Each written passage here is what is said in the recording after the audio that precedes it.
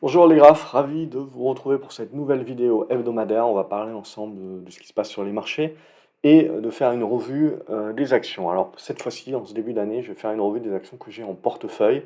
Alors, peut-être pas toutes, je vais aller au plus court, mais comme ça on va faire un petit peu par catégorie. Et dans les vidéos prochaines que je vais publier, je vais essayer de publier en gros les, les prévisions. Moi j'aime pas trop ça, plus les hypothèses de travail avec les valeurs que je vais suivre, ce genre de choses-là. Évidemment c'est toujours compliqué parce que il tout ce qu'on choisit comme étant notre top action en général, c'est pas ça qui va performer. Mais voilà, c'est quelque chose qui doit vivre. Alors on profite toujours du début de l'année, bien entendu, pour faire ce genre de prévision, faire ce genre de liste, etc. C'est normal. Mais voilà, ça doit vivre. Ce qu'on doit comprendre, si vous voulez, c'est qu'on ne doit pas rester attaché au pied, le boulet de tous les choix et de tout ce qu'on a pensé au début de l'année qu'on allait jouer.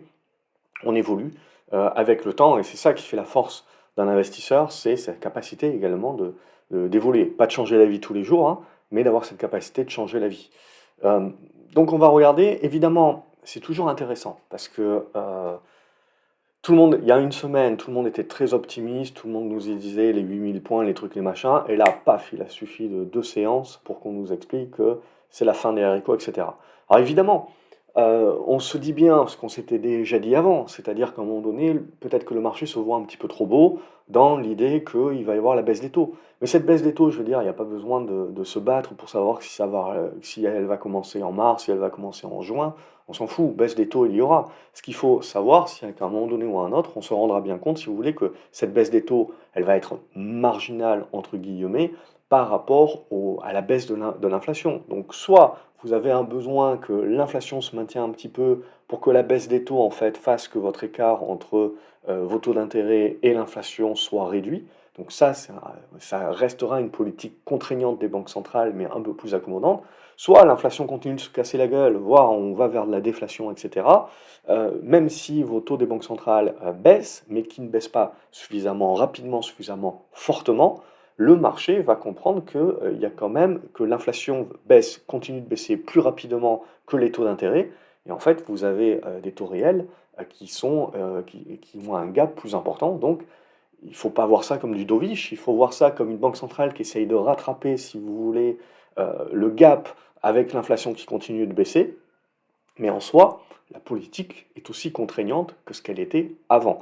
Donc ça, voilà, il ne faut pas l'omettre. Et donc c'est pour ça que je pense qu'à un moment donné, si vous voulez, le marché va prêter de moins en moins attention aux données macro, euh, et il va prêter de plus en plus attention aux données micro. C'est pour ça que les résultats du dernier trimestre là vont être importantes, et je dirais surtout du premier trimestre 2024, parce que c'est là où on va faire un petit peu le tri des patates. Parce que c'est ça pour moi qui va redevenir un petit peu le nerf de la guerre, parce que la macro, tout est sur la table. Alors oui, bon, il y aura les élections US à la fin de l'année, vous pouvez toujours avoir King qui balance un scud en Corée, bien que pour l'instant, voilà, il continue de viser dans l'eau. La Chine, c'est toujours un petit peu je t'aime, moi non plus. On a besoin l'un de l'autre, mais on se tire un petit peu derrière les pattes. On se serre la pince, mais par derrière, on fait quand même des coups bas. Bon, c'est rien de nouveau, ça change pas. On est typiquement encore dans les mêmes aléas. Et je veux dire, il y a toujours un truc qui fait peur, il y a toujours un truc qui peut mal aller. Mais si vous pensez comme ça, bah, vous arrêtez d'investir tout de suite, si vous voulez. On est de toute manière, les marchés haussiers se forment et se forgent toujours face à un mur de crainte. C'est toujours de la même manière. Quand tout va bien, c'est peut-être là qu'il faut commencer à se méfier. Donc là, tout ne va pas bien, si vous voulez, mais c'est une question de narratif, comme je vous l'explique. Il faut faire attention, le marché peut croire quelque chose, même si on a des éléments qui nous démontrent en effet le contraire, il faut que petit à petit ça fasse consensus. Et là, une fois que ça fait consensus, on bascule. Là, on a l'impression quand même qu'on avait besoin de souffler. Donc, au-delà de commencer à expliquer les choses, se dire, bon ben voilà, on avait bien dit, le marché se voyait trop beau, la récession, l'inflation qui va peut-être arrêter de baisser, la baisse des taux qui va pas se faire tout de suite, pas aussi fortement que l'on croit, etc. Ok, très bien, mais d'un point de vue purement graphique, on devait souffler, et si vous m'enlevez toutes les news, vous me gommez toutes les connaissances macroéconomiques, etc., ben, je vous dis pas plus que ce que je suis en train de vous dire. On devait souffler un petit peu, retracer, alors on le fait d'une manière un petit peu plus violente, mais en même temps, la montée s'est faite aussi violente. Donc, on ne fait que proratiser de la même manière qu'on est monté, et à ce stade-là, on ne remet absolument pas en cause la tendance haussière et le mouvement haussier. Le seul truc que je vous avais dit, c'est, je ne sais plus, il y a 2 ou 3 semaines avant Noël, et meilleurs vœux par l'occasion, je ne sais plus si je l'ai dit en début de vidéo ou pas, mais c'était cette petite oblique-là avec le scénario de dire biseau ascendant, large biseau ascendant, mais avant qu'on le casse, il faudra se projeter un peu plus loin dans l'année. Donc on l'a pas touché au point près, donc je ne peux pas dire que le marché l'a vu. Je peux pas justement me gargariser de dire voilà, je l'avais dit, etc. Mais ce qui est important, voilà, c'est de se dire je le garde à l'écran pour voir si le marché le validera ou pas plus tard. En tout cas, moi, ce qui m'interpelle et ce qui me plaît à ce stade-là, c'est que oui, c'est un petit peu violent, mais en même temps, on a fait les jolies plaquettes, les jolies brochures pour dire regardez comment on est beau sur l'année 2023, comment on a été fort. Et puis, éventuellement, on a pris les profits au début de l'année, une fois que la jolie photo de la mariée avait été prise. Mais ce qui m'intéresse, alors je parle pour les gestionnaires de fonds, etc. Ce qui m'intéresse là, voilà, ça va être la zone 7003 jusqu'à 7002, vous voyez. Tant qu'on est au-dessus de ça, on est sur la médiane. Il y a le dernier niveau qui est 7180. Tant que vous êtes au-dessus de ça, d'un point de vue moyen terme, on ne remet rien en cause. Alors oui, ça peut sembler un petit peu violent, mais en gros, on risque de marcher un petit peu en mode crabe. Et ça, je vous l'avais dit, l'illusion des indices sur les gros indices qui ont été justement boostés par une poignée de titres. Quand on regarde le CAC 40, c'est le luxe. Quand on regarde le Nasdaq, les GAFAM. Le S&P, pareil, 30% c'est du GAFAM, 7% c'est du Apple. Donc vous avez vu, dès que Apple commence un petit peu à tirer la gueule et à cracher un bout, euh, vous avez vu tout de suite que les indices, ça leur plaît pas. Et pourtant, quand vous faites le deep dive dans les indices, il y a quand même des choses qui continuent de fonctionner. On voit les portefeuilles qui se diversifient, qui continuent de se diversifier comme ils l'ont fait sur le reste de l'année, sur les autres valeurs. Donc on continue d'avoir le rattrapage sur des valeurs télécom, on continue d'avoir des rattrapages sur plus de valeurs value, etc., des petites caps. Donc oui, les mouvements sont violents, mais les mouvements sont au prorata également de la violence des achats qui ont eu lieu sur la fin de l'année, sur ces valeurs-là, en mode rattrapage. Donc tout est relatif, comme dirait Einstein, et tout est proportionnel. Donc voilà, si vous avez des mouvements de plus 30%, il faut s'attendre à un moment donné que vous ayez des retracements de 10. Alors ça peut se faire en 2 séances, oui, en effet, mais c'est comme ça. Et même sur les indices, vous voyez les mouvements de volatilité. Quand c'est à la hausse, on dirait que ça gêne personne. Quand c'est à la baisse, on panique. Mais regardez ce qu'on a fait ici et ce qu'on est en train de faire maintenant, il n'y a pas de raison de paniquer. C'est une volonté de marquer un top et derrière de certainement nous marquer une figure et nous construire une figure. Mais à ce stade-là, je ne remettrai absolument rien en cause. Et donc du coup, on rebondit sur les taux. Les taux, si vous voulez, on a fait la sous-vague, hein, on en a parlé de cette sous-vague, on arrive sur le niveau de résistance dont je vous parle, sur l'oblique, il faut s'attendre à un moment donné qu'on reprenne le souffle, c'est-à-dire qu'il y a un rebond des taux d'intérêt. Donc on reprend le souffle sur le prix des obligations, ça veut dire que les taux sont en train de remonter. Mais c'est un élément technique. Ce qui va nous intéresser, c'est maintenant, c'est ce qui se passe maintenant. C'est-à-dire qu'on reconsolide, qu'on tienne les niveaux de support, qu'on tienne cette zone-là. Plus la consolidation est faible, si vous voulez, au prorata de sa hausse, donc c'est-à-dire moins on retrace un pourcentage important, c'est-à-dire on s'arrête à 23, 25, 30%, plus ça veut dire que le mouvement est fort et qu'il va certainement continuer. Donc l'idée, c'est de se dire, si on veut continuer de croire à la baisse des taux, etc., c'est de dire, là, on peut très bien continuer de retracer en effet, donc jouer à nouveau à se faire un petit peu peur sur, ah, ben, les taux sont en train de rebondir, donc attention aux valeurs de croissance, c'est un bon argument, si vous voulez, pour jouer la consolidation sur ces valeurs de croissance. Mais si derrière on arrive à tenir un support, c'est là qu'on construit la figure, et c'est là, si vous cassez par le haut, qu'on relance un deuxième niveau sur les 101. Ce à quoi il faudra faire attention, c'est si on commence à relancer fort sur l'obligataire, qu'on commence à gagner pas mal de pépettes sur la revalorisation de l'obligation et non pas sur les taux. C'est pour ça que je vous avais dit acheter les obligations en direct, n'achetez pas, ou des trackers qui sont datés, n'achetez pas des trackers, si vous voulez, qui continuent d'acheter à chaque fois les nouvelles obligations, etc. Parce que ça, évidemment, ou dans les assurances vie, ça fonctionne comme ça aussi. Si vous n'avez pas précisément acheté un fonds daté, euh, ils achètent continuellement de nouvelles obligations, donc votre performance est un petit peu gommée. Donc là, l'idée pour moi de l'obligataire, au-delà d'aller chercher du 4-5%, oui, c'est bien en effet, et c'était surtout d'aller chercher la revalorisation. Donc de la volatilité également sur l'obligataire, mais l'idée c'est que si on a ce mouvement en effet qui consolide maintenant et qui recasse par le haut, c'est de faire attention parce qu'on commencera à vous parler de plus en plus de récession. Et ne pas oublier que euh, le PIB américain était en hausse de 5%, je veux dire, il a le droit également de souffler. Je ne pense pas qu'il faudra jeter le bébé avec l'eau du bain, hein, voilà, la première de l'année. Euh, mais globalement, voilà, il faut s'attendre à un moment donné à ce qui est cette sinusoïdale. Je vous en avais parlé, je ne sais plus, pendant le Covid ou quoi, dans l'idée que voilà, c'était un gros choc, il fallait s'attendre à la sinusoïdale, et la sinusoïdale au début de la figure, eh ben, elle a des variations fortes, et au fur et à mesure, les variations s'estompent. Et là, ça vous crée la congestion, et ça nous créera la sortie de la prochaine tendance, et petit à petit la volatilité qui commencera à baisser. Parce que là, 2021, 2022, 2023, ça a été très sportif en termes de volatilité et sur des très grosses crapes. Ok, donc ça aussi, c'est à bien intégrer.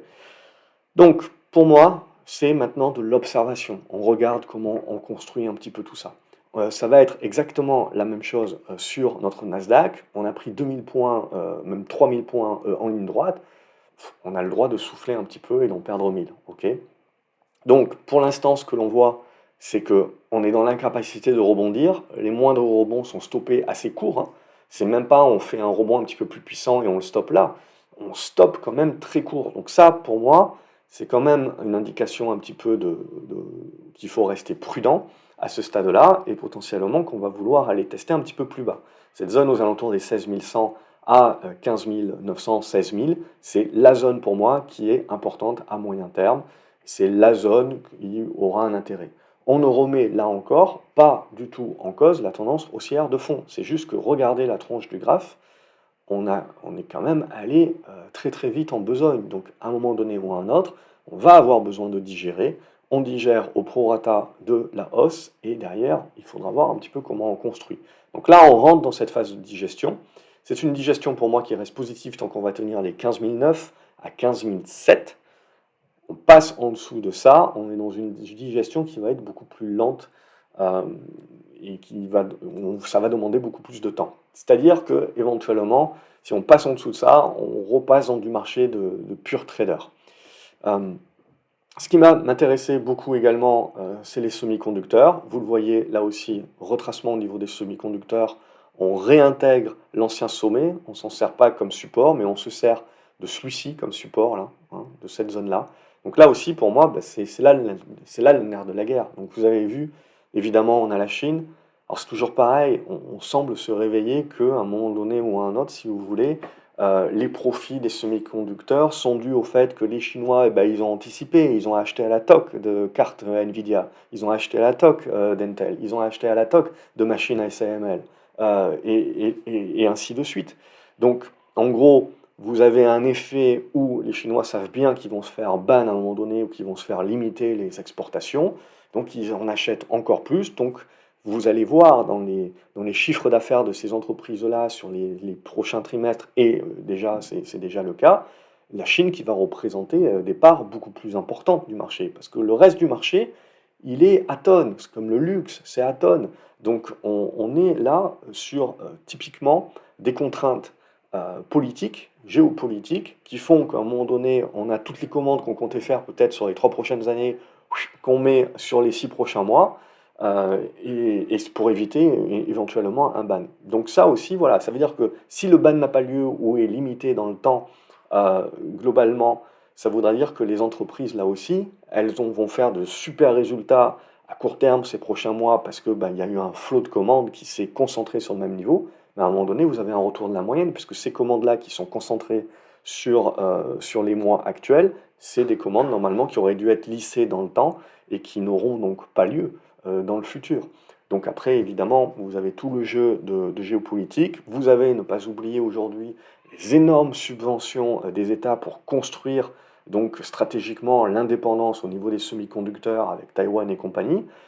Et donc il y a énormément d'usines qui vont être construites.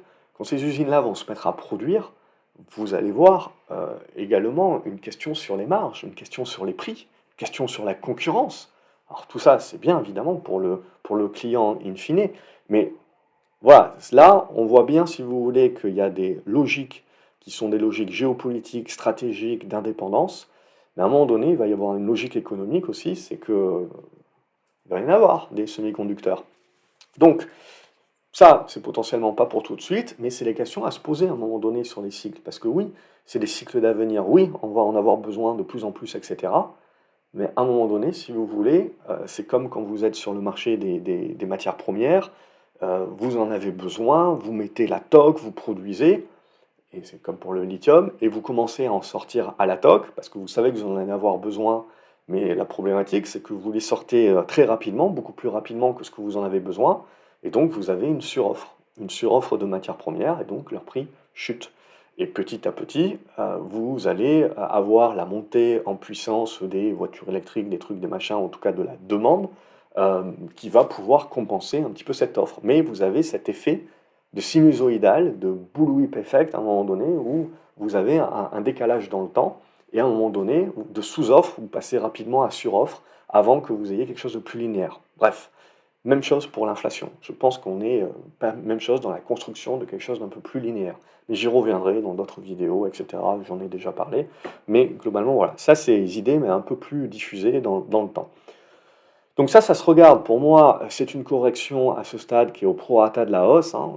On ne remet absolument rien en cause. On va aller chercher un support qu'on va acheter. Après, il faudra voir quelle force ont les acheteurs, où est-ce qu'ils butent. Et là, vous commencez à construire votre figure. Après, pardon, il faut savoir, je me suis excité sur le micro, il faut savoir par où ça sort. Et là, on pourra commencer à parler un peu plus moyen terme. Mais voilà, pour moi, ce début d'année, si vous voulez, c'est un début d'année qui est au prorata de ce qu'on a connu sur les mois de novembre-décembre, qui était aussi exceptionnel et très fort, donc on proratise. Au niveau du Brent, on est en train de congestionner, et ce qu'il faut regarder là, c'est la capacité de revenir au-dessus des 80-84 dollars, et là on va se rendre compte que on a encore besoin de pétrole, on a encore besoin de gaz naturel, on a même encore besoin de charbon pendant de nombreuses années, peut-être pas l'Occident, mais tout ce qui va être Asie, et qui plus est si on redémarre la machine, qui plus est donc si on relance les exportations, et donc qu'on met une pression in fine sur le dollar, et donc qu'on relance les investissements également dans les pays émergents à ce moment-là, c'est le serpent qui se mord la queue, mais en gros c'est le cercle vertueux qui pourrait se mettre en place, mais pour l'instant on est dans du conditionnel, on est dans du pourré, parce que voilà, la Chine est entre deux eaux pour l'instant, donc il y a autant de personnes qui croient que ça va redémarrer que de personnes qui disent que c'est mort. Euh, à titre perso, moi je pense que c'est l'élément qui sera le plus important cette année-là. Mais, mais en gros, voilà, ne pas tuer les énergies, les vieilles énergies bien sales. Ce qui nous intéresse là, c'est si on recasse par le haut, on recommence à remettre la pression sur notre pétrole et tout ce qui va avec. L'inflation, et donc du coup également un marché qui se remet à se dire, bah tiens, les valeurs énergétiques, même si elles sont bien montées ces dernières années, ça reste quand même pas très cher. Donc on regarde tout ça. Après, il y a plein de choses que j'ai revues également dans l'atelier perspective de l'Académie des graphes.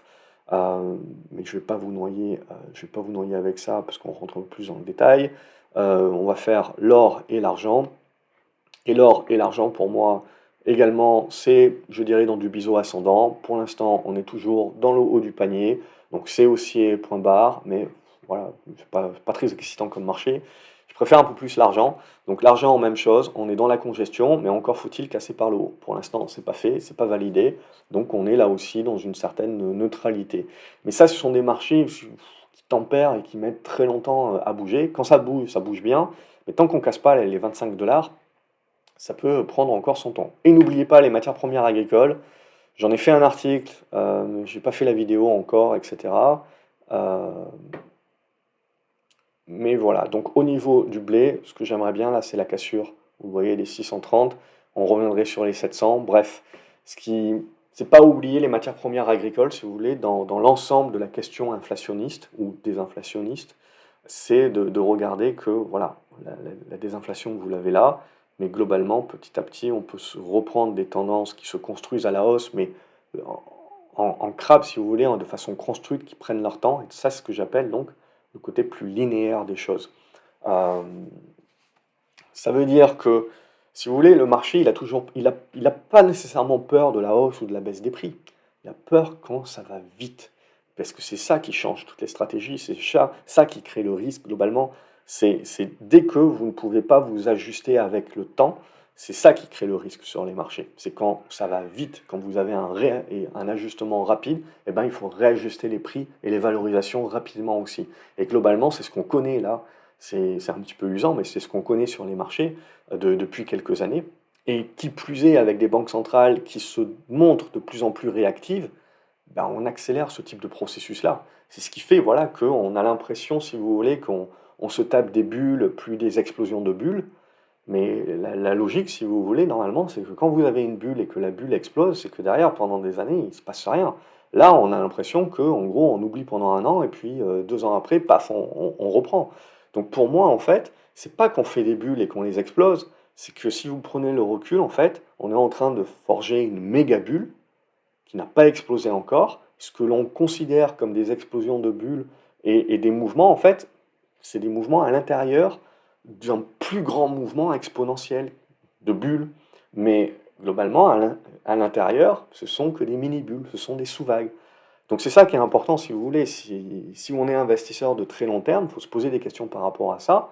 Mais après, moi, préfère me concentrer sur les sous-vagues. C'est des choses sur lesquelles on a un peu plus de contrôle quand même que de faire un pari à 30 ans ou à 40 ans. Et si on se plante, ben, on a planté un petit peu ses investissements pendant 40 ans, ce qui est pas folichon. Donc pour moi, on se focalise un petit peu sur les sous-vagues.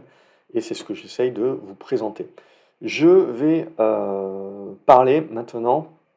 J'ai pas fait l'euro-dollar, mais l'euro-dollar c'est très important parce qu'en gros l'euro-dollar, je vous en avais déjà dit, mais pour moi ça sera mon indicateur cette année. Si l'euro-dollar casse ici par le haut, on parlera faiblesse du dollar, donc eh ben, il faut surpondérer parce qu'on aura certainement la surperformance sur l'Europe, sur les émergents. A contrario, si le dollar reprend de la force avec ce type de scénario-là, ben, c'est US Forever, petit atout, et on est reparti pour un tour. Mais à ce stade-là, pour moi, quand je vois ce type de figure-là en triangle, alors on a mis le temps, etc., mais ça, pour moi, c'est une belle figure avec des probabilités supérieures de casser par le haut. Donc, voilà, à mon avis, ça peut prendre le temps que ça prendra, hein. C'est ça aussi qui est important de bien comprendre, hein, c'est que ça peut encore durer. Mais c'est quelque chose que je veux suivre parce que ça peut faire la différence sur ce qu'on a vécu les 10 dernières années où il n'y avait que les US et on ne parlait pas du reste. Là, voilà, ça peut changer. Et donc du coup, cette illusion des indices où pendant 15 ans, si vous voulez, on a acheté les mêmes trucs, donc on les a surpondérés dans les indices. Donc dans les indices monde, on a surpondéré les US, surpondéré la croissance, tout le monde a les mêmes trucs. À un moment donné, si vous retournez la table, eh ben, il faut rediversifier. C'est ce qu'on sent, hein. Donc on a un petit peu moins de puissance, on voit, sur les GAFAM, etc., bien que c'est encore des tendances haussières, je veux dire, même Apple, hein, on va regarder après. Mais globalement, on voit qu'on sort un petit peu de pognon là-dessus et qu'on va diversifier sur des valeurs value. On revient sur les télécoms, on revient sur la santé, etc. Il y a pas mal de choses comme ça qui sont intéressantes où on voit que on est en train de rediversifier un petit peu plus les portefeuilles, on reprend de l'obligataire, ce genre de choses-là. Donc ça c'est intéressant, voilà, les portefeuilles recommencent à reprendre un cycle et une tête où on recommence à diversifier. Alors qu'on avait concentré, surtout à partir de 2015-2016, là, c'est à partir de ce moment-là où j'ai vu vraiment les concentrations vraiment partir en mode exponentiel. Et puis alors le Covid, on a poussé le bouchon jusqu'au bout. Si je regarde Apple, juste pour vous montrer, Apple évidemment c'est une grosse pondération du Nasdaq et donc forcément quand vous commencez à avoir de la volatilité comme ça, ben, vous le sentez également sur l'indice. Alors il y a des fois quelques petites actions qui arrivent à compenser, etc. C'est comme le luxe chez nous, on va le voir après. Mais voilà, regardez Apple, c'est quand même, vous passez de 165 à quasiment 200 dollars, puis paf, on repasse à 180 et là on arrive sur la médiane. Donc vous voyez ces zigzags qui sont énormes et qui peuvent vous faire perdre la boule. Ben, il faut prendre le recul nécessaire et bien voir que en fait, entre 160 et 200, en gros, il ne se passe rien. On est dans un cycle toujours haussier. Et ensuite, si on a envie de se mettre moyen terme, on se met au 180, 175. Là, si on casse par le bas, si on fait ce genre de choses-là, là, on commence à construire une figure dans le bas de la figure ici. Et ça veut dire que ça va ramer. Et si Apple rame et a une grosse pondération, bon, il va falloir du temps pour que d'autres trucs qui rament moins arrivent à être pondérés un petit peu plus fort et Apple un peu moins fort, pour que l'indice arrive à digérer ça. Mais ça veut dire que pendant un certain temps, votre indice, il lag et vous pouvez surperformer avec autre chose. Euh, Mais voilà, c'est ça qu'il faut regarder, c'est ça qui devient intéressant. Ça y est, on en avait déjà parlé, on avait déjà eu le cas en 2022. Mais voilà, pour l'instant, c'est pas encore un gros thème, une grosse méga tendance, si vous voulez, où on change de cycle et on repart dans un cycle plus value, plus émergent Europe que US croissance. Euh, on a des sous-vagues sporadiques, on va dire, qui durent un certain temps, mais la vague scélérate reste encore cette vague croissance. Et là, peut-être, voilà, qu'on se dit, on a encore une sous-vague value qui arrive, mais peut-être que c'est le début de quelque chose, hein. Moi, quand je regarde le graphe de Arcelor, en tout cas, c'est ce que je me dis. Euh, je me dis qu'on est peut-être pas très loin. Et hop, Arcelor est là. Alors j'ai un câble au milieu, donc c'est pas facile. Arcelor est là, bon là c'est en journalier, on est venu buter sur cette résistance, donc là voilà, il faut la laisser digérer, elle peut être un petit peu volatile, etc. Mais globalement, ce qu'on va décider de construire maintenant sur Arcelor, ça va être très important pour la suite, non seulement pour Arcelor, mais pour l'idée que je me fais de ce que veut jouer le marché dans le futur. Et si on arrive, voilà, je pense à tenir cette zone des 24 euros et à casser cette zone des 26 euros et commencer à graviter dans cette zone des 30 à nouveau, ben, d'un point de vue long terme, pour moi, on se met dans les dispositions de jouer un cycle beaucoup plus long, sidérurgie, métaux, value, industrie, donc actifs tangibles. Donc voilà, bon, pour l'instant, ça vaut pas grand-chose, c'est de l'hypothèse de travail, mais ça valait encore moins quand je l'ai exposé il y a quelques mois, ça vaut un petit peu plus. Ça commence à se mettre en place et on se dit, ok, l'hypothèse devient un peu plus affirmée, donc on va regarder un petit peu plus d'un peu plus près tout ça. Et du coup, on se regarde LVMH, vous savez, et si on regarde LVMH, voilà, c'était ce que j'avais essayé de dire, en gros, c'est que voilà, tout le monde qui essaye de jouer le rebond, etc. Le rebond peut aller, alors on avait parlé de ces 750, on pouvait aller jusqu'au 770, mais pour moi, ça restait quelque chose de très neutre. Alors LVMH restera LVMH, bien entendu, mais ce qu'il faut se dire, vous voyez, là, on revient sur l'oblique, on est venu chercher le petit support, mais ça, cette petite réintégration, là, c'est pas terrible. Donc on a une figure peut-être un petit peu plus large à jouer, mais pour moi, voilà, il y a peut-être ce niveau-là sur les 666 pour se faire plaisir sur le chiffre de la bête, les 650, il est 620. Bon, vous avez un certain nombre de supports qui sont intéressants. Le plus intéressant pour un investisseur de long terme, c'est si on revient sur les 620, je dirais. N'oubliez pas que pour Bernard Arnault, je pense que pour la succession, bah, c'est pas mal que les prix de LVMH baissent parce que je pense qu'ils vont continuer d'acheter des actions. Eux, de racheter des actions, et je pense que sur la succession, ça va leur faire plaisir. Voire à un moment donné, moi je mettrais pas ma main à couper, mais je me dis bien, alors c'est bien pour la notoriété, etc., mais LVMH, concrètement aujourd'hui, s'il la retire de la bourse, je suis pas étonné. Et avec tous les rachats qu'ils peuvent faire, et plus elle baisse, plus ils peuvent faire des rachats, ben on peut se dire que pour la succession, éventuellement, c'est ce qu'on essaye de pousser. Après, voilà, il y a une affaire de notoriété pour la boîte, etc. C'est toujours bien d'être coté en bourse, mais sinon, il y a pas, ils n'ont pas un besoin, quoi. Euh, Allez, ça c'était pour laisser divaguer l'esprit. Alors j'ai quelques actions qui sont dans mon portefeuille. Alors c'est un portefeuille dynamique, hein. Donc portefeuille dynamique, ça veut dire ce que ça veut dire. Ça veut dire que il y a une part de spéculation, il y a une part de risque. On est un petit peu anticipé dans les configurations. Bref, on regarde. Mais ce qui me plaît pas mal, alors je me coupe un petit peu l'herbe sous le pied d'une vidéo que je ferai plus tard, probablement la semaine prochaine ou pas, en vous parlant de quelques valeurs et donc des secteurs d'activité que j'aime bien, c'est au niveau des biotech. Alors les biotech, on n'en parlait pas depuis des années. Là, je trouve que les configurations sont en train de se remettre bien. Encore faut-il confirmer, bien entendu, hein. Ne me faites pas dire ce que je n'ai pas dit. Mais Galapagos, je prends Galapagos, c'est une biotech avec du cash. Évidemment, il ne faut pas prendre toutes les biotech. Il y a des biotech qui ont des bons pipelines, qui ont du cash, etc. C'est quand même une grosse biotech. C'était à l'époque une biotech qui valorisait l'ensemble de la capitalisation de toutes les biotech qu'il y avait en Europe, je crois, quand ça valait 200 balles, quelque chose comme ça. Donc c'est pour dire que voilà, Galapagos a eu son heure de gloire. Et là, ça s'est un petit peu dissipé, mais, vous voyez que la médiane, elle est là en gros sur les 40-41. Donc là, on a un bon rebond, c'est pas mal, mais peut mieux faire. C'est-à-dire que ce que l'on veut pour se dire qu'à un moment donné, ça devient un petit peu plus sympa sur les biotech parce que, entre guillemets, l'ancienne star Galapagos se remet bien, c'est de revenir au-dessus des 40 euros. Et après, il y a un paquet il y a du GenFit, etc. Enfin, il y a des configs qui commencent à devenir pas mal. Alors, on est dans du pur spéculatif encore, hein, mais vous voyez, on se rapproche, on est dans le haut des figures et donc potentiellement on va tenter de sortir. Bon, c'est pas sorti encore, donc vous n'avez pas le signal globalement, mais voilà, si je vois pas mal de biotech dans ce type de configuration-là, ça me plaît plutôt bien. Il y a Inat Pharma qui a rien fait depuis des années, qui commence elle aussi à sortir le petit museau. Donc c'est spéculatif, mais quand je vois des biotech qui commencent à se reprendre des configurations comme ça, jusqu'à preuve du contraire, je me dis, il y a une volonté quand même. Il y a une volonté de revenir là-dessus ou de jouer des fusions-acquisitions en 2024, et potentiellement. Parce que l'inflation baisse, les taux vont baisser, donc éventuellement on avait mis de côté du cash, etc., peut-être en faisant le dos rond, du côté du private equity, du côté des sociétés. Mais là, éventuellement, si vous voulez, ça peut relancer un petit peu les fusions-acquisitions et les opportunités quand on voit certains prix sur certains actifs. Pourquoi pas? Donc ça c'est un élément qui peut éventuellement aider le marché. Après, je regarde d'autres valeurs spéculatives, là aussi, hein.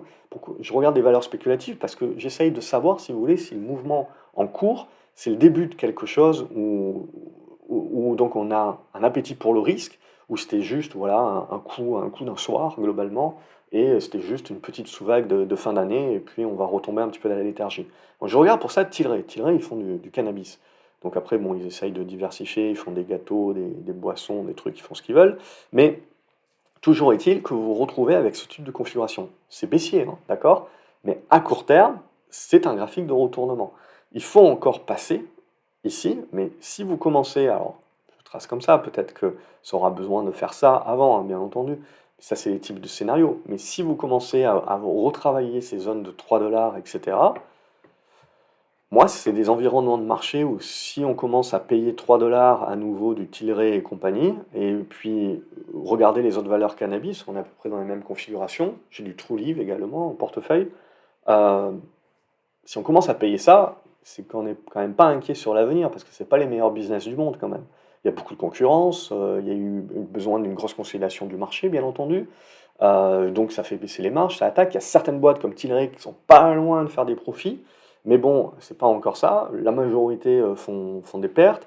Après, évidemment, État par État, ça va vers de la légalisation. En Europe, ici, bon, bref, c'est encore des choses qui peuvent prendre beaucoup de temps. Donc ça se regarde si vous voulez. Mais si on commence à acheter ce genre de trucs-là, bon, c'est que quand même, on a un certain appétit pour le risque. Pareil pour les biotech. Donc c'est pour ça que je me dis, très bien, il y a certains éléments de risque, etc. Mais quand je regarde ce type de configuration-là, bon, je n'ai pas envie tout de suite de me dire le marché fait n'importe quoi ou le marché globalement n'est pas en train de se rendre compte des risques qu'il est en train de prendre. Il y a de l'appétit pour le risque. Alors après, ça casse par le bas et je vous dirais, bon ben voilà, on a notre réponse. On a eu une tentative de sortie en fin d'année, histoire d'eux, mais l'appétit pour le risque s'est fait ranger dans le placard assez rapidement. Et donc du coup, je m'en sers comme indicateur de ça. Pour moi, c'est un indicateur de psychologie, c'est un indicateur du cash. Est-ce que on va chercher du risque avec notre cash ou est-ce que non, on déserte tout à fait ces valeurs, le marché déserte ces valeurs-là et se focalise uniquement sur les grosses.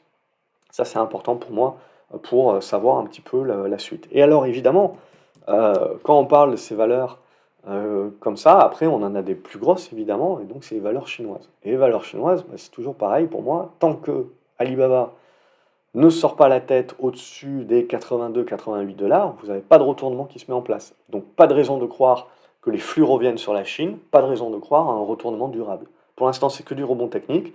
Là également, le rebond technique a fait court pour l'instant, on est en train de sortir par le bas.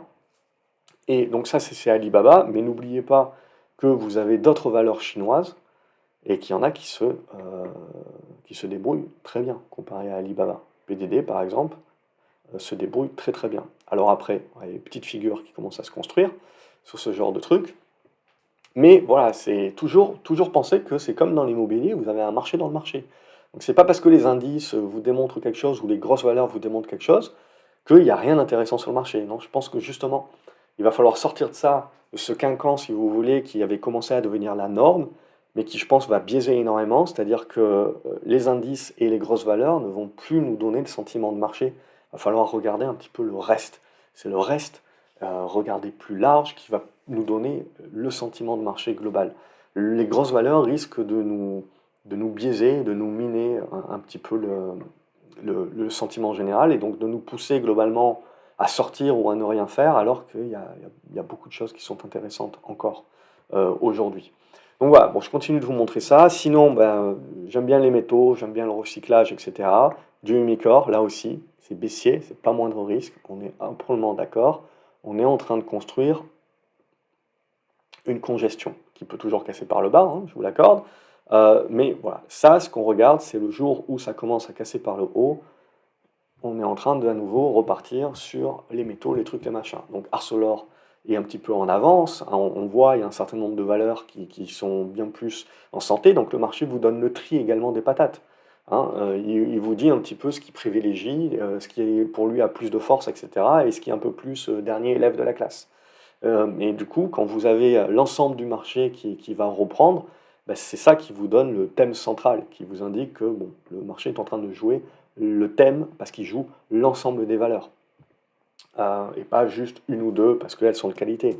Valourec, quand je vais regarder Valourec, on a déserté cette valeur-là pendant des années, on est en pure recovery, et là, qu'est-ce qu'on est en train de faire? Une énorme figure, donc où on zigzague pendant 1 an et demi, on est en train de tenter la sortie. Sortira, sortira pas, mais ça fait partie des valeurs qui vous indiquent que quand même, on a fait monter tout ce qui était Total, tout ce qui était très propre, etc.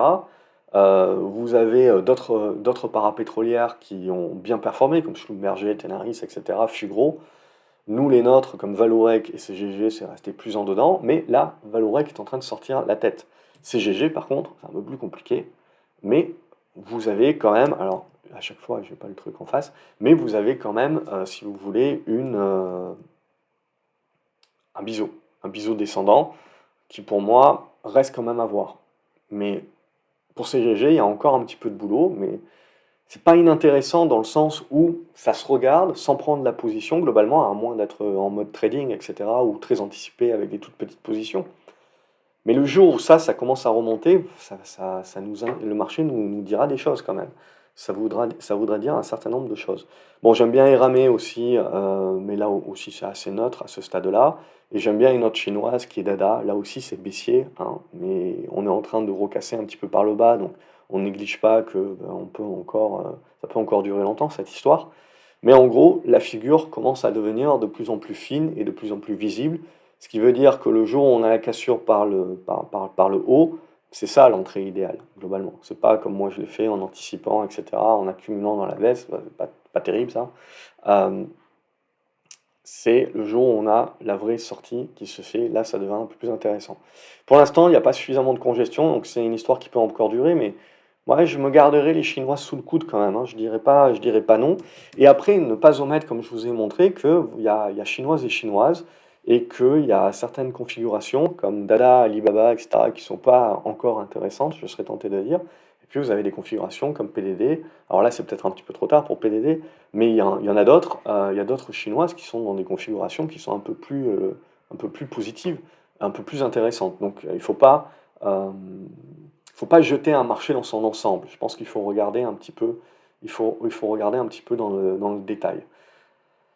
Voilà un petit peu. Et puis après, quelques minières. J'ai du Eclat Mining, j'ai du CDE, mais c'est des petites positions pour l'instant parce que globalement, voilà, comme je vous ai montré sur l'argent, c'est encore quelque chose qui a besoin de construire. Et donc là, avant de rejouer les minières argent d'un point de vue, je dirais, moyen-long terme, vous avez besoin de repasser au-dessus de ça, hein, des 4,80, 5,20.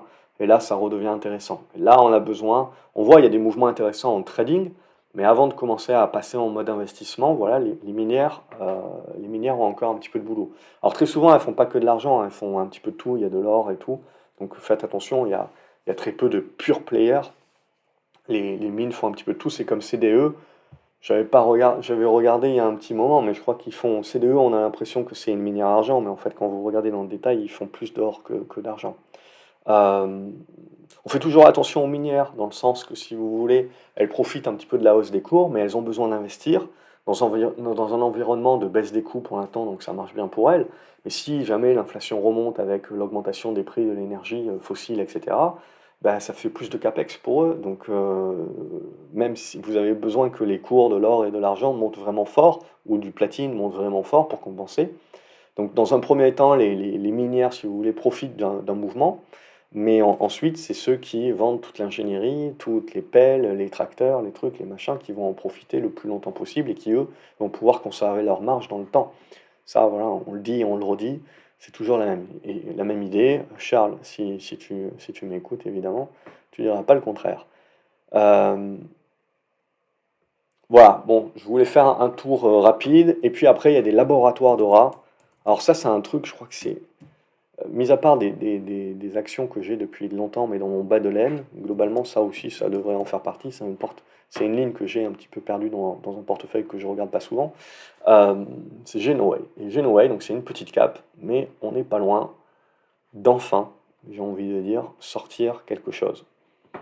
Ouais, je continue de viser les 7-8 € là-dessus. On verra. Ça reste une position succincte. Voilà, donc essentiellement des positions un petit peu spéculatives. Après, sur mon bas de laine, j'ai des positions un peu plus grosses et également des plus grosses capitalisations. Et là, il y a des choses qui vont m'intéresser. Donc en minière également un petit peu plus grosse, vous avez Pan American, mais on va retrouver la même chose. Alors, j'ai le truc qui m'enregistre l'écran pile poil euh, au milieu de la sélection de titres, donc à chaque fois c'est un petit peu galère, mais c'est comme ça. Donc voilà, ça gesticule pas mal, mais on a les figures qui commencent à se construire. Donc le jour où vous cassez ici par le haut, ça peut être pas mal ici pour commencer à jouer. Ruby, Ruby, ça fait 2 ans qu'on l'attend celle-là, mais ça y est, ça commence un petit peu à se réveiller. Alors il y a encore un petit peu de boulot, vous voyez, il y aura cette grosse oblique ici sur les 25, 24-50. Je pense qu'on peut la viser d'ailleurs. Mais voilà, on a peut-être un petit peu sorti Ruby un petit peu du point. J'ai du Sandstorm, ça aussi, c'est des minières, mais eux, ils récupèrent des royalties. Donc ça, c'est l'avantage qu'ils ont beaucoup moins d'investissement à faire. Donc ça aussi, on va retrouver le biseau qu'on retrouve à peu près sur toutes les minières. Donc on continue de se regarder. Vous en avez une beaucoup plus spéculative que j'aimais bien jouer, parce qu'elle m'a laissé un bon souvenir.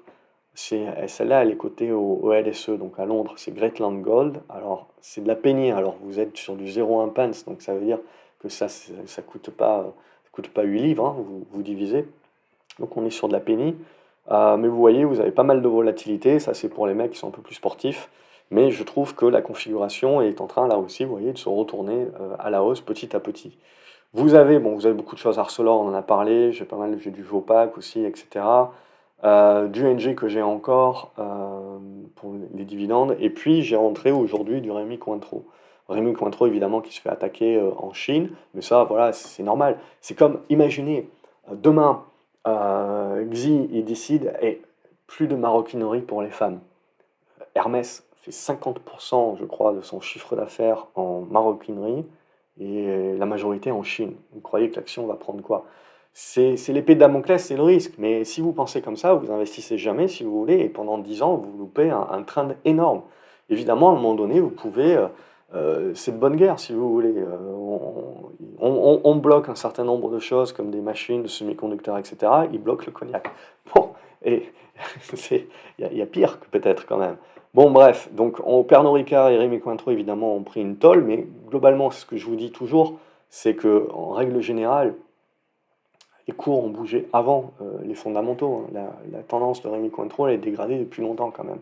Donc là, on est un petit peu on est un petit peu en train d'achever le cycle. Bon, évidemment, c'est pas moins de risque. Pour la majorité des gens, il faut attendre. Si on est un petit peu plus long terme, moi, j'ai commencé à prendre une position. Mais tout en sachant que éventuellement on reviendra chercher pourquoi pas les 80 €.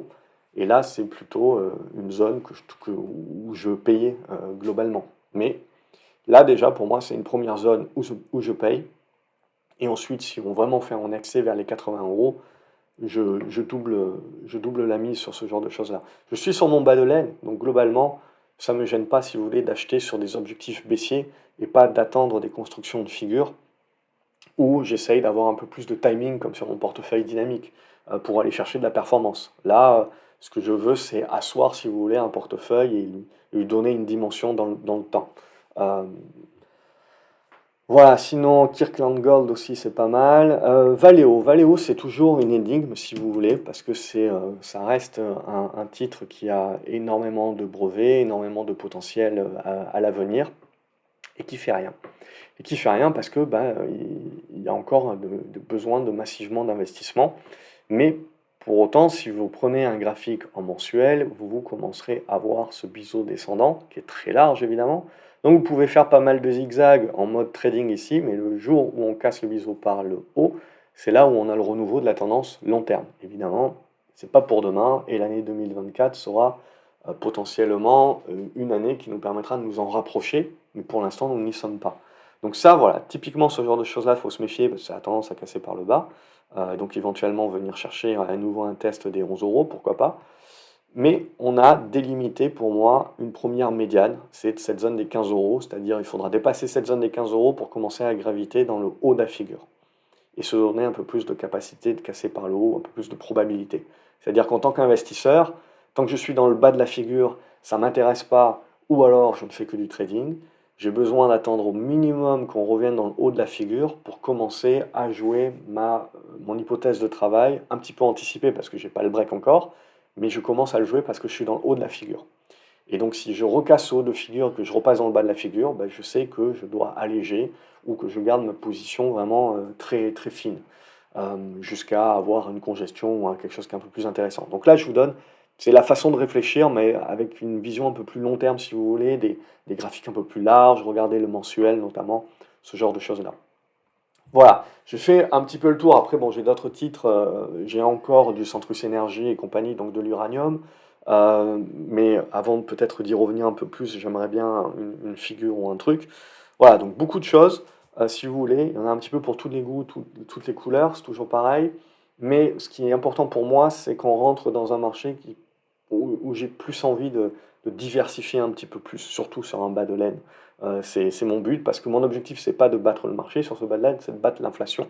Alors, j'ai pas réussi en 2023, mais globalement, c'est l'idée, c'est l'objectif.